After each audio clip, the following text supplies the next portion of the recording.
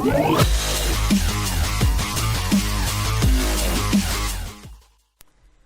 guys, it's Ash, and many of you guys have been asking for attack strategy videos on Clash Royale. So I'm going to start off with some great content for beginners.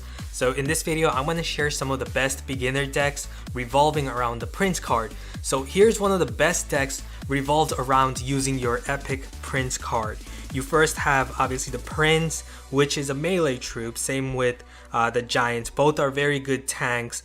Giant has a lot of hit points, and the Prince has very decent hit points too, so I do consider him as a tank. Both are melee troops, so you got to combine them with ranged attackers, and that's what we're doing here. We have archers, spear goblins, low elixir troops that are ranged, and then you're also going to need splash. You're going to need a bomber, because the bomber is an excellent combo with the Prince, because you have the Prince who's weak to hordes of troops such as skeletons, goblins, barbarians, those types of troops, and the bomber helps a lot against countering those troops.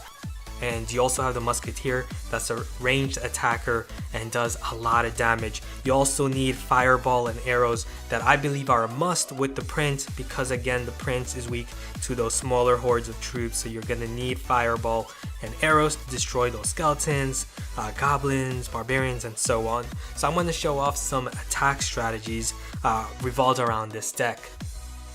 Okay, so we have the archer, bomber, Prince, and arrows to start off. He's going to send out his Prince, so we're going to use our Prince and then use a fireball onto all those hordes of troops there.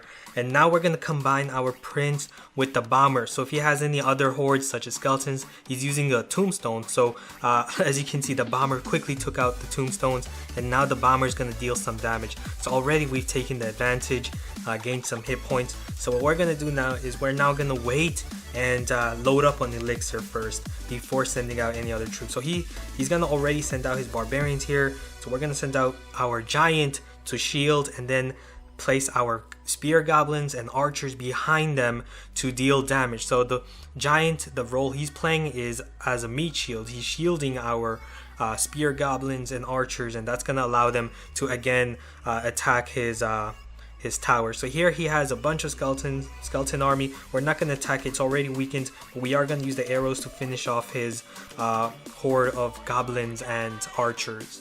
So now we're going to now send out our musketeer, and unfortunately we don't have enough elixir to support her, so we're not going to waste sending out our giant or Prince, because it's already too late.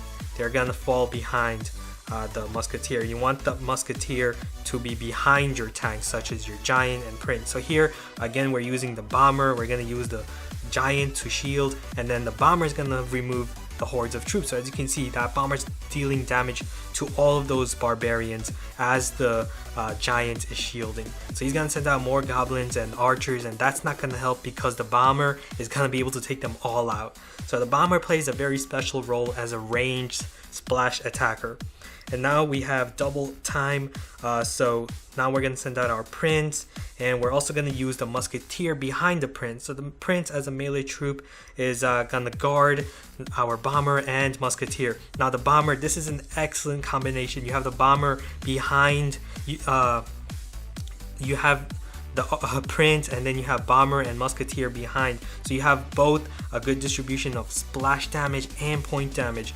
Your bomber is dealing splash damage to hordes. So here we're now going to send out our Prince, and this should seal the deal. He's going to send out his barbarians, not going to help. We're going to now use our bomber. So now we have bomber, we have musketeer, we have goblins, bunch of troops behind our Prince, and now we can finish it off with a fireball onto that tower. We didn't need it, but that's going to seal the deal. 1 crown, and time's gonna run out. We can now use the giant here just to shield if we need to, but that's unnecessary, and that's gonna be a victory. Okay, this time I'm going to be battling Cameron, and he has the baby dragon, so I'm going to show you how to counter that. So he's going to start off with his giant. I'm also going to start off with my giant. He's going to start off with his goblin hut. So already he wasted 10 elixir there, so that tells me he has like around 3 elixir at the moment, so not too much he can do here. I'm now going to combine my giant with the musketeer on the left, and on the right side I'm going to use my Prince. Prince does a lot of damage. So I'm going to use him to take out that giant before it does too much damage. So now I'm going to combine it with my spear goblins to take out the giant, and then also work on trying to take out his baby dragon. On the right side, as you can see, I have my musketeer behind my giant, so I'm doing very good there. And now I'm going to combine my prince with the bomber and the spear goblin on the left side, and already almost have taken out his second tower. So this is looking very good. I'm now going to load up on my elixir again. He sent out archers, not a problem. I'm just going to send out my own archers. And again, I'm going to combine them with the giant in front. So always keep your ranged troops, your archer, spear goblin, musketeer, behind your giant. That's very important. So here I'm not going to send out my musketeer. And the musketeer is a very good counter against the baby dragon. She does a lot of damage, and she will pretty quickly take out the baby dragon threat. So you can use multiple ways of taking out the baby dragon. You can use the giant or the prince to distract and shield, and you can use your musketeer or your archers and your other troops to take out the baby dragon. So the baby dragon is actually very easy to counter as long as you have those air attacking troops such as the musketeer, archer, spear goblins. You need multiple air attacking troops to deal with those baby dragons. So good game, thanks. Okay, this time we're up against Hai, and he's using the witch card, so I'm going to show you how to counter that. So we're going to start off with archers, bomber, fireball, arrow, lots of offensive troops. So we're going to start off with the archers here.